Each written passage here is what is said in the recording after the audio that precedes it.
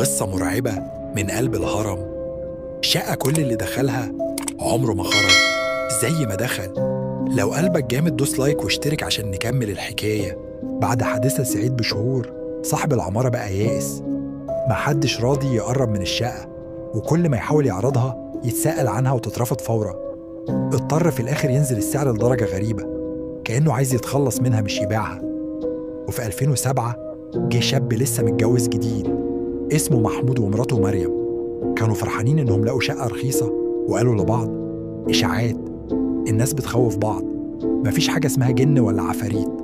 ضحكوا وهما بيجهزوا العفش، بس أول ليلة كل حاجة اتغيرت.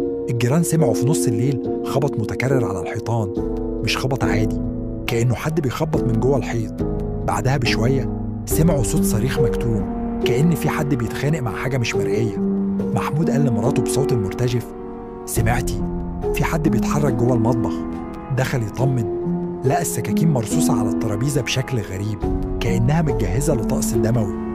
السكاكين كلها لامعة كأنها اتغسلت حالة، والجو كان بارد بشكل مش طبيعي. بعد يومين بس مريم اختفت. محمود راح للشرطة وقال: مراتي خرجت وما رجعتش. لكن المفاجأة إن الجيران أكدوا إنهم شافوها آخر مرة واقفة في الصالة ووشها مليان دموع وبتبص للشباك كأنها بتستغيث. لما الشرطة كسرت الباب لقوا الصالة متبهدلة، بقع دم كبيرة متناثرة على الأرض، ورسم غريب بالدم كأنه رمز أو طلاسم. وفي الحيطة سكينة مغروزة بكل قوة مكتوب بيها كلمة واحدة: مالكنها. أما اتبخرت، مفيش أي جثة ولا أثر. محمود عاش بعدها شهور قليلة بس.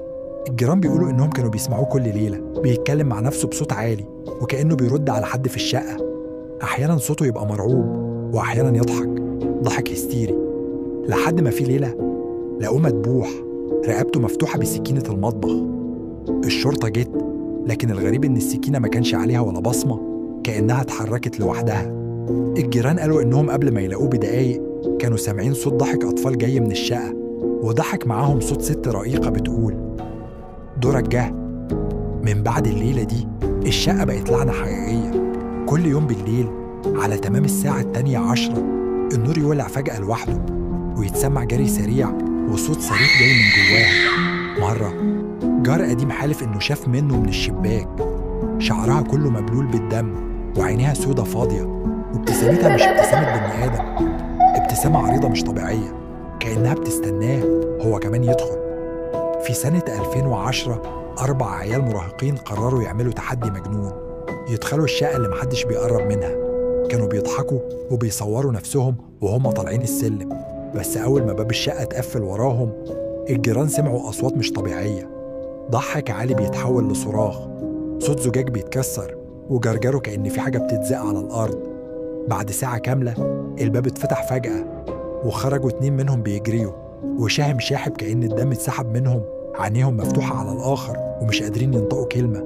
التالت اختفى للأبد، كأنه اتبخر جوه الشقة. البوليس جه وفتش المكان، مفيش أي جثة، مفيش أي أثر للي اختفى، لكن الحيطان كلها كانت متشققة وكأن حد كان بيخربش فيها بأظافر طويلة. وعلى الجدران كان في رسومات غريبة مرسومة بالدم، أشكال مش مفهومة، عيون مفتوحة، ووجوه مبتسمة ابتسامة مريبة، كأنها بتراقب أي حد يدخل من بعدها. بقت الشقة لعنة واضحة، أي حد يقرب منها بيلاقي نهايته غامضة. دلوقتي وهي مقفولة بالجنزير، كل اللي يعدي من قدامها يشم ريحة دم بايت، ويحس إن في عيون بتراقبه من جواه. دي آخر جزء من حلقات شقه الهرم. يا ريت نعمل لايك واشتراك للقناة عشان نستمر